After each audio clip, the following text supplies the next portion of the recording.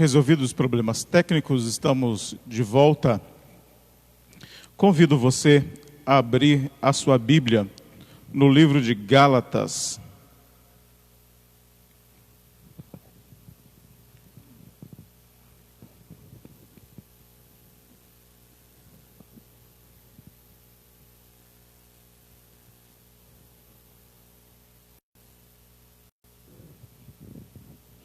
Gálatas, capítulo 1, versículos 1 a 5.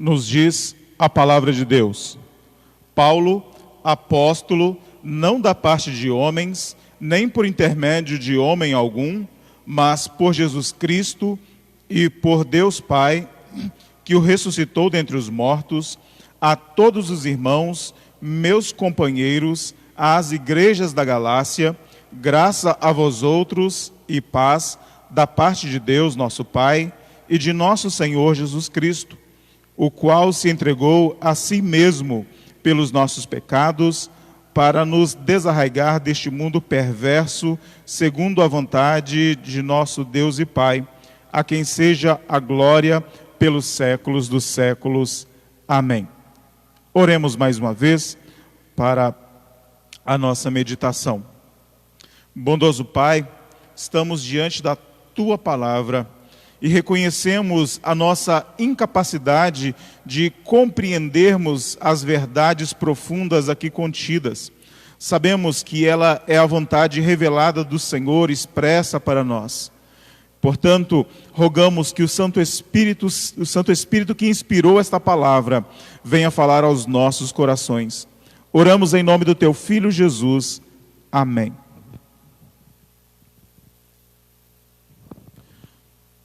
Já aconteceu de alguém tentar te ajudar e, na verdade, mais atrapalhou do que ajudou? Então, você entendeu, você compreendeu a lição de hoje.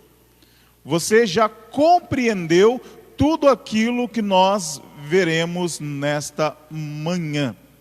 Nós falaremos a respeito da graça de Deus. A lição de hoje, a lição de número 7, nos diz: a graça triunfa sobre a nossa soberba. Algumas pessoas acreditam que nós precisamos acrescentar alguma coisa à obra de Deus. Algumas pessoas acreditam que nós precisamos fazer alguma coisa para sermos salvos, quando a Bíblia nos diz que a salvação é pela graça em Cristo Jesus. Portanto, nós não precisamos fazer nada para acrescentar a obra salvadora de Jesus. Só sugerir acrescentar algo a esta obra é duvidar da suficiência da obra de Cristo. A obra que Cristo realizou ali na cruz, ela é toda suficiente. Não precisamos fazer nada para acrescentar. A obra de Cristo na cruz, ela é perfeita. A obra de Cristo Jesus na cruz, ela é completa. Portanto, para sermos salvos, não precisamos fazer algo para acrescentar a obra de Cristo. Há pessoas soberbas na igreja hoje. Há pessoas dentro da igreja evangélica soberbas.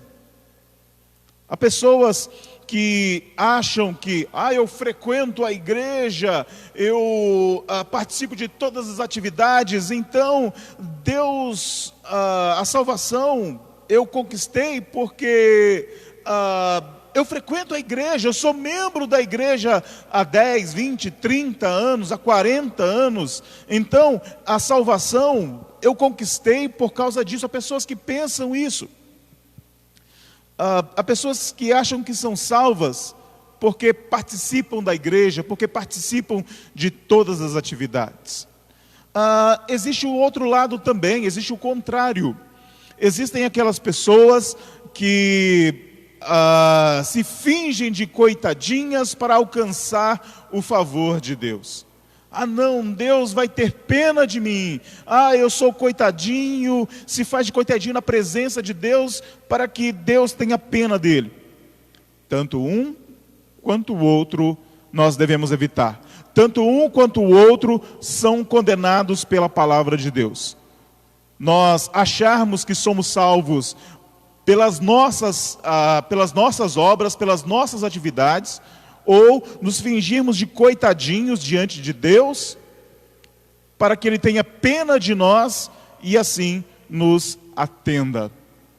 Muitas vezes fazemos isso com os nossos pais, ou fazíamos, porque não fica bem alguém de 42 anos de idade fazer manha para ganhar alguma coisa da mãe. Não dá mais. Já foi a minha época.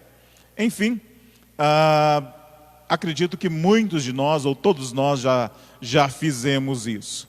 Mas com Deus não funciona, porque Deus conhece profundamente os nossos corações. A única forma de sermos salvos é esperarmos inteiramente na graça que nos está sendo trazida na revelação de Cristo Jesus. O texto que nós lemos, a carta de Paulo aos Gálatas, ou às igrejas da Galácia, esse texto o apóstolo Paulo tem como principal objetivo combater os falsos apóstolos. Esses homens judaizantes estavam adentrando a igreja, esses líderes estavam adentrando a igreja e dizendo que não bastava crer em Cristo Jesus. A fé não era suficiente. Era necessário que as pessoas se circuncidassem, era necessário que os gentios, além da circuncisão, que guardassem todos os ritos dos judeus, as festas, os dias santos ou sábados. Então, esses líderes judaizantes, eles apregoavam que os gálatas, ou os moradores da região da Galácia, só seriam salvos se crescem em Jesus e guardassem os ritos judaicos. É exatamente por isso que Paulo escreve esta carta. Ele nos alerta para o perigo de adicionarmos qualquer coisa à obra de Cristo Jesus. Ele nos alerta para o perigo de pensarmos ou de criarmos uma falsa expectativa a respeito de uma falsa salvação. Então, quando nós confiamos em nosso braço, nós achamos que somos suficientes. Agora, quando nós achamos que não somos suficientes, nós descansamos inteiramente na graça de Deus em Cristo Jesus.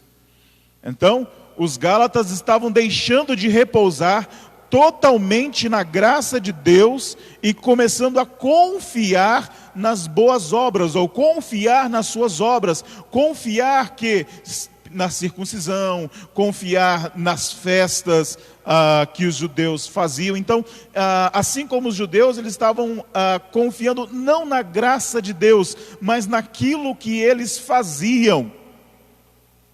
As boas obras, elas são importantes? Sim. Mas as boas obras Deus preparou de antemão para que andássemos nelas. Não é a salvação não vem pelas obras, mas as obras elas vêm através da salvação. A gente vai ver um pouquinho disso mais na frente. Os gálatas estavam se tornando mais judeus do que cristãos, ou seja, vivendo através de rituais, vivendo através, ou a sua vida religiosa se pautando a sua vida religiosa se pautando por aquele cerimonialismo, colocando em segundo plano a fé, colocando em primeiro plano o cerimonialismo. Eles estavam desejando, eles estavam querendo se justificar pela lei, assim como os judeus.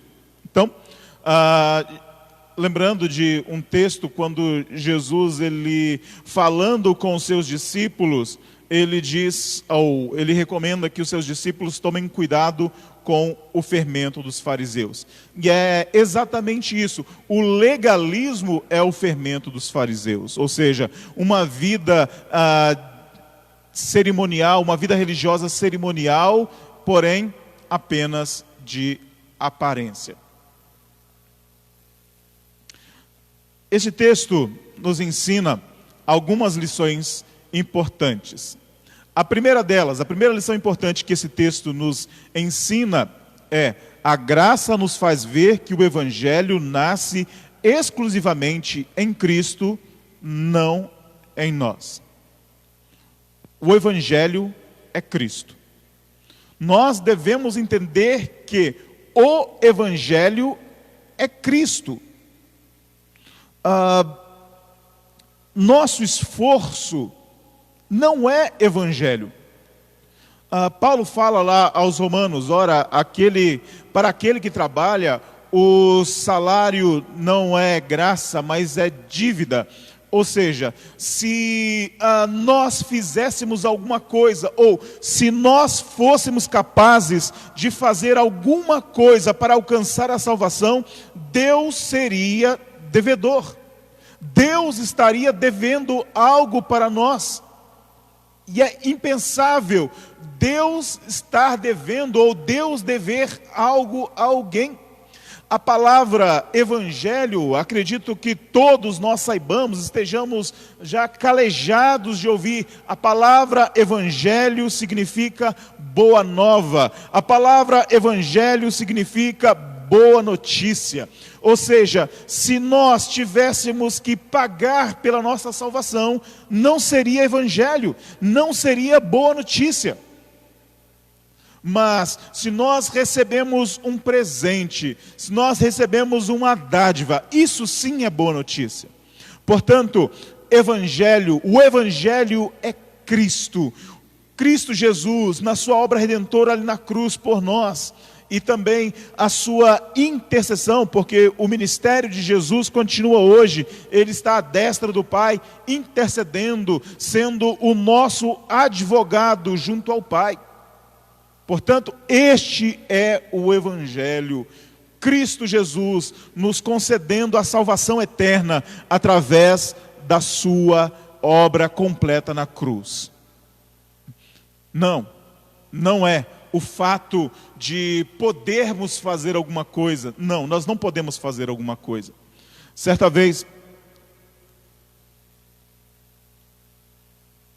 eu vi um pastor dando uma ilustração. Ele trabalhava, ou uma pessoa conhecida dele trabalhava numa loja de peças. Na verdade, ele foi comprar peças para o seu carro. Esse pastor foi comprar peças para o seu carro. E chegando lá, o vendedor disse: nós temos esta peça que é original, que custa um valor, e temos esta peça que é semelhante à original, só que custa muito menos, muito menos. E ele perguntou: qual a diferença? E o vendedor disse: a diferença é, esta peça serve perfeitamente para você, serve perfeitamente para o seu carro, ela não tem problema algum, mas ela não passou no padrão de qualidade da Volkswagen para ser uma peça original. Ela não tem diferença alguma da outra, vai funcionar do mesmo jeito. O padrão de qualidade é parecido, mas ela não passou no parâmetro da Volkswagen. As nossas obras, elas podem parecer bonitas para as outras pessoas. As nossas obras podem saltar aos olhos das outras pessoas, mas elas não passam no padrão de qualidade de Deus. O padrão de qualidade de Deus é superior. Nós jamais conseguiríamos fazer algo no padrão de qualidade de Deus. Portanto, nós jamais seríamos salvos por qualquer obra, nós jamais seríamos salvos por qualquer coisa que pudéssemos fazer. E Deus graciosamente enviou seu Filho Jesus para nos salvar. Isso é graça, isso é Evangelho. O Evangelho, ele repousa sobre a obra redentora de Cristo. Então, a graça nos faz ver que o Evangelho nasce em Cristo, ou exclusivamente em Cristo, e não em nós. A segunda lição importante que aprendemos com esse texto nesta manhã: a graça nos faz ver que o Evangelho é testificado por pessoas que o experimentam ou que a experimentam em sua vida. A graça nos faz ver que o Evangelho é testificado por pessoas que a experimentam em sua vida. Ou seja, a graça ou o Evangelho, ele é visto na nossa vida através do nosso testemunho. A Bíblia nos diz que o Evangelho de Deus, ou o Evangelho é o poder de Deus para a salvação de todo aquele que crê. Deus se relaciona de maneira íntima e pessoal com cada um de nós.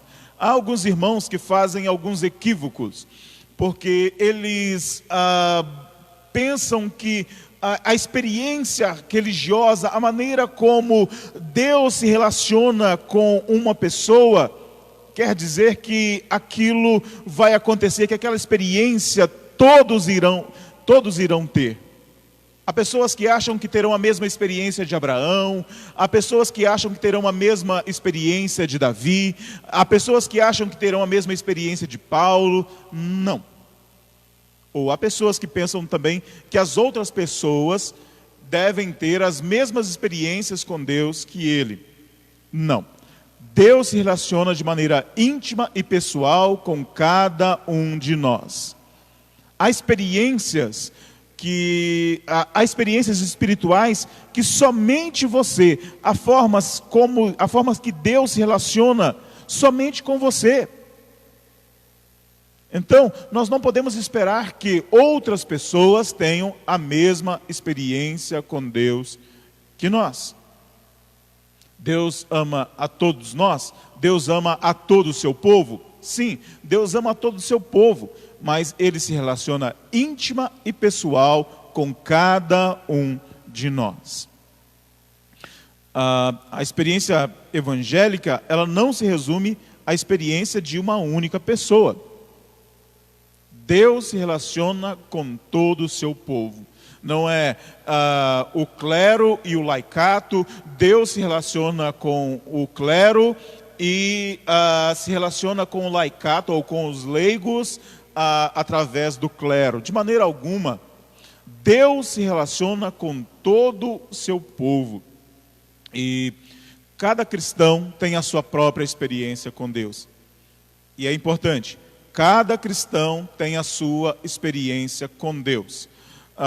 Lembro-me que certa vez, de uma história que certa vez, Charles Spurgeon, príncipe dos pregadores, ele encontrou com um bêbado na rua, e o bêbado correu até ele e disse: Spurgeon, lembra-se de mim? Foi você quem me converteu. Spurgeon olhou para aquele bêbado e disse: sem dúvidas, foi eu quem te converteu. Porque se aquele homem tivesse sido convertido pela graça de Deus, a sua vida teria sido transformada. E é isso, irmãos, o cerne deste ponto. Quando nós somos alcançados pela graça, nós somos transformados. Nós temos vida em Cristo Jesus. Nós temos experiências com Deus através do seu Filho Jesus Cristo. O próprio Cristo nos diz: pelos frutos se conhece a árvore. Portanto, ainda que tenhamos experiências diferentes, Todos nós temos experiências com Deus. Todos nós temos experiência com Deus. E essa experiência, esta vida, este relacionamento íntimo com Deus deve transparecer através do nosso testemunho. Portanto, a graça nos faz ver que o Evangelho, ele é testificado por pessoas que o experimentam em sua vida. Ou seja, o Evangelho, ele é visto pelas outras pessoas, ele é lido pelo mundo através da nossa vida. Outra lição importante que esse texto nos dá: a graça nos faz ver que o Evangelho nos traz a genuína paz. A graça nos faz ver que o Evangelho nos traz a genuína paz. A paz é uma característica do verdadeiro Evangelho. Cristo Jesus, ele veio para nos trazer paz. Primeiro, paz com Deus. Nós éramos inimigos de Deus através das nossas obras.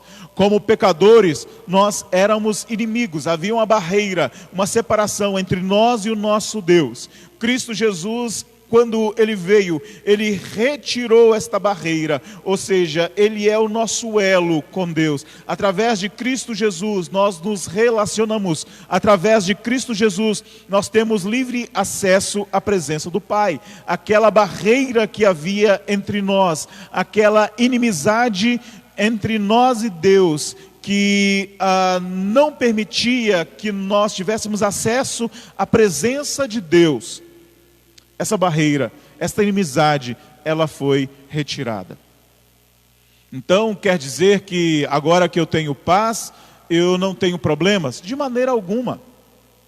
Cristo Jesus, ele disse aos seus discípulos: eu vos dou a minha paz vos dou. Não vou lá dou como o mundo a dá. O que geralmente as pessoas pensam que é paz, o que é o conceito de paz para o mundo? O que é estar em paz para as pessoas que não conhecem a Deus, claro. Muitas vezes é estar deitado ao lado de uma piscina ou ao lado de uma praia, não ter dívida alguma, não ter problema algum. Isso é paz para algumas pessoas. Cristo Jesus disse que daria paz. Mas Cristo Jesus também disse para os seus discípulos: se me perseguiram, vão perseguir vocês.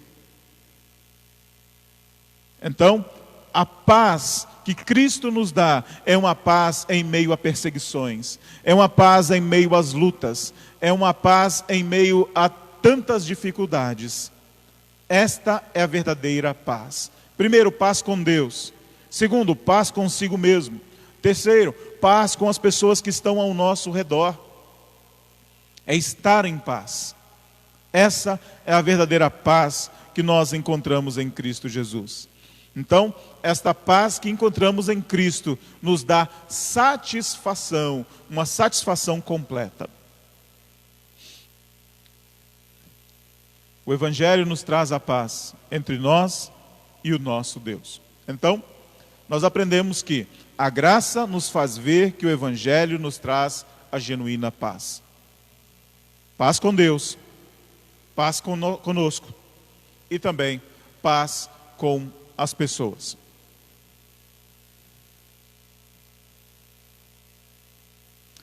A quarta lição que aprendemos nesta manhã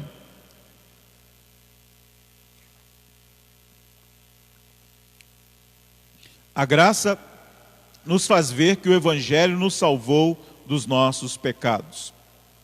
O cerne do Evangelho é Deus sendo glorificado através da salvação do seu povo. O cerne do Evangelho é Deus sendo glorificado através da salvação do seu povo. Quando José estava pensando em deixar Maria secretamente, porque descobriu que ela estava grávida, e quando o anjo apareceu em sonho para José, e o anjo disse: não temas em receber Maria como sua esposa. O ente que está no ventre dela é um ente santo. O seu nome será Jesus, porque ele salvará o seu povo dos pecados deles. Ele salvará o seu povo dos pecados deles. A Bíblia nos diz de maneira clara, de maneira expressa, Cristo Jesus veio ao mundo para salvar pecadores. Se nós não fôssemos pecadores, não havia necessidade de Cristo Jesus vir ao mundo. Não havia necessidade de Cristo realizar o seu sacrifício vicário. Cristo Jesus morreu na cruz para, de maneira substitutiva, nos salvar dos nossos pecados.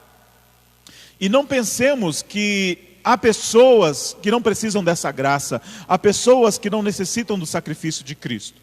Desde Adão até a última pessoa que crer, no momento da vinda de Cristo, da segunda vinda de Cristo, todos serão salvos pelo sacrifício de Cristo. No Antigo e no Novo Testamento, ninguém será salvo fora da obra de Cristo Jesus. Ninguém será salvo fora da cruz. A questão é, no Antigo Testamento, as pessoas morriam crendo na promessa do Evangelho. As pessoas morriam crendo na promessa do Messias, do Salvador. E nós hoje sabemos que o Messias já veio. Hoje nós sabemos que o Messias é Jesus. Nós sabemos que Cristo já realizou a sua obra na cruz. Então, no Antigo Testamento, as pessoas, elas criam na promessa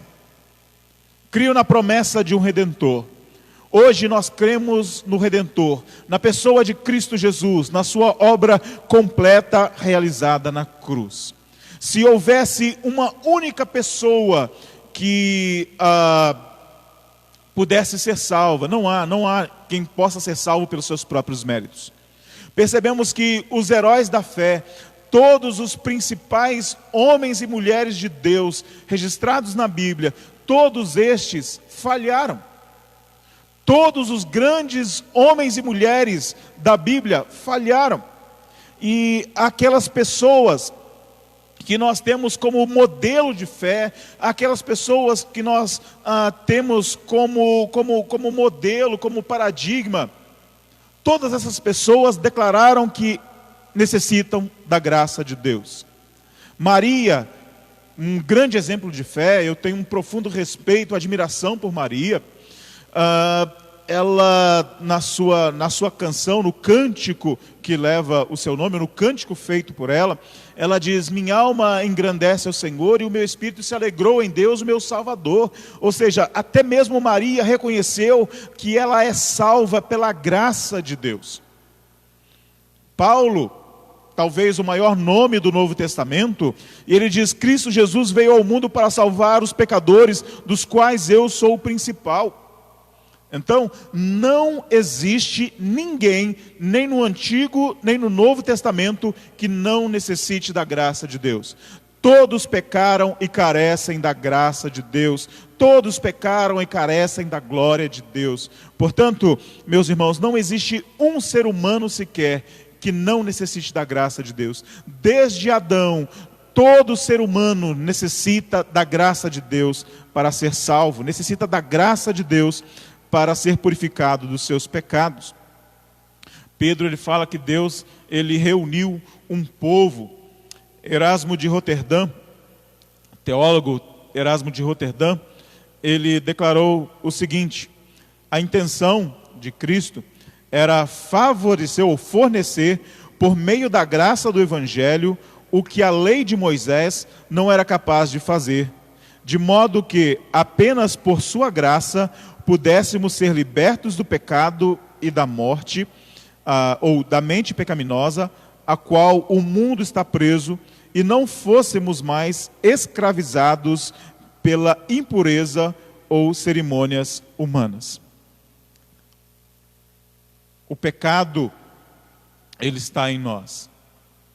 Fomos salvos? Sim, fomos salvos. Mas lutaremos contra o pecado até a segunda vinda de Cristo.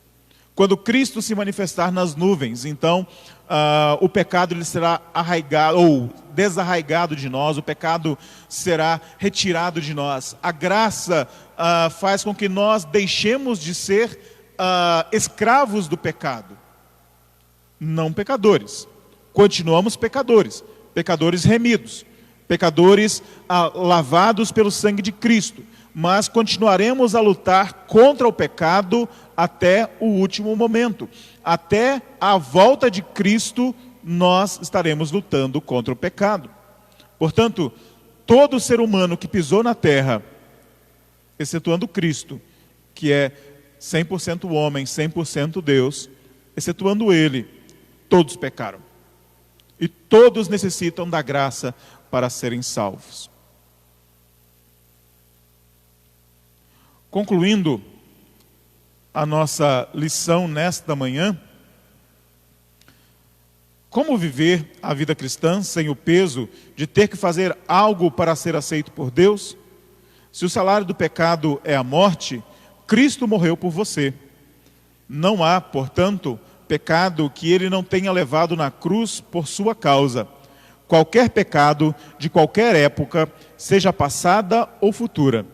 Ele carregou na cruz todos os seus pecados, sua dor, sua dívida, sua culpa, seus desalentos, suas decepções, suas iniquidades, sua depressão, seus desamores e dissabores, seu luto. Você não deve mais nada a Deus. Afinal, o que você pode dar a Ele por todos os seus benefícios que Ele lhe deu? Tome o cálice da salvação, participe dos sofrimentos de Cristo na cruz, contemple a cruz e se lembre de que Cristo esteve no seu lugar para que hoje você estivesse exatamente onde está. Não podemos oferecer nada a Deus. Às vezes, quando nós somos convidados para um aniversário de uma pessoa que tem uma condição de vida melhor do que a nossa, e nós nos perguntamos, que presente eu posso dar para essa pessoa? Ela já tem tudo. Então, nós não podemos dar nada para Deus. Nós não acrescentamos nada a Deus. Apenas descansamos na sua maravilhosa graça.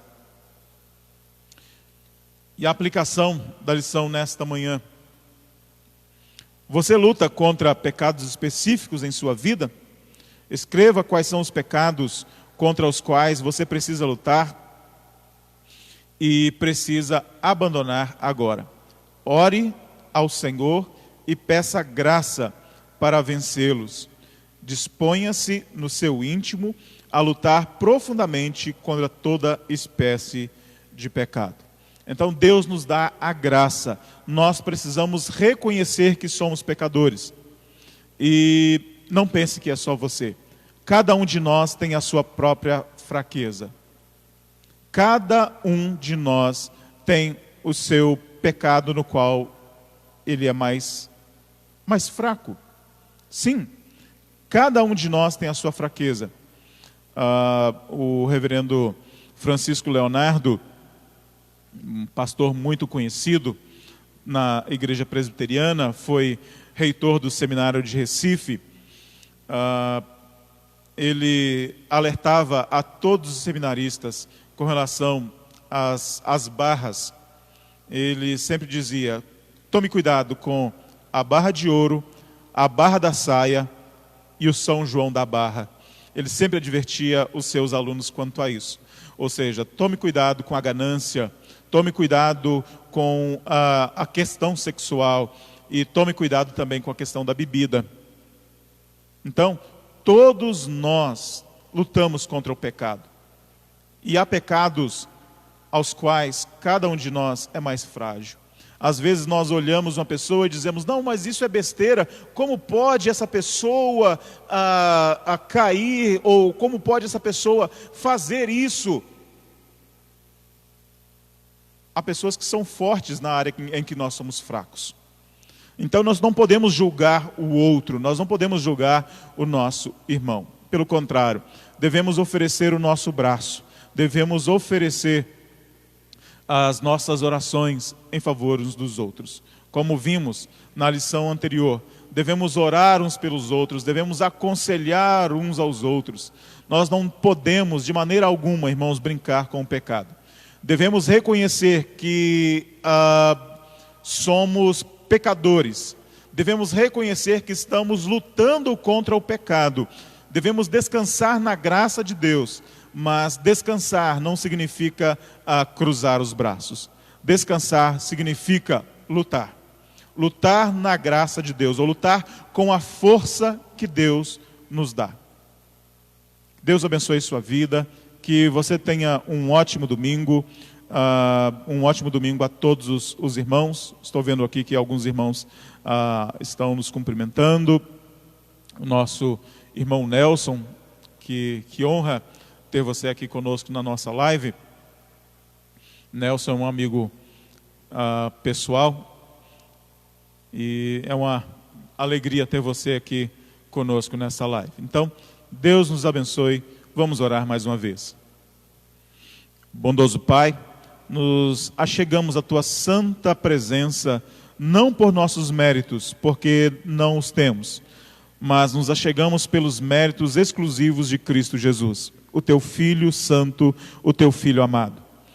Nós pedimos, ó Pai, que o Senhor venha nos fortalecer, que o Teu Santo Espírito venha nos convencer a cada dia de todo pecado, toda justiça e todo juízo. Que possamos, ó Deus, reconhecer que nossa salvação não foi pelos nossos méritos, não foi pelo nosso braço, mas foi inteiramente conquistada por Cristo Jesus na sua obra perfeita e completa ali na cruz. Sê conosco, ó Deus, dá-nos um dia abençoado na Tua presença, é o que oramos em nome de Cristo Jesus. Amém. Desejamos um domingo abençoado a todos os irmãos. Deus abençoe.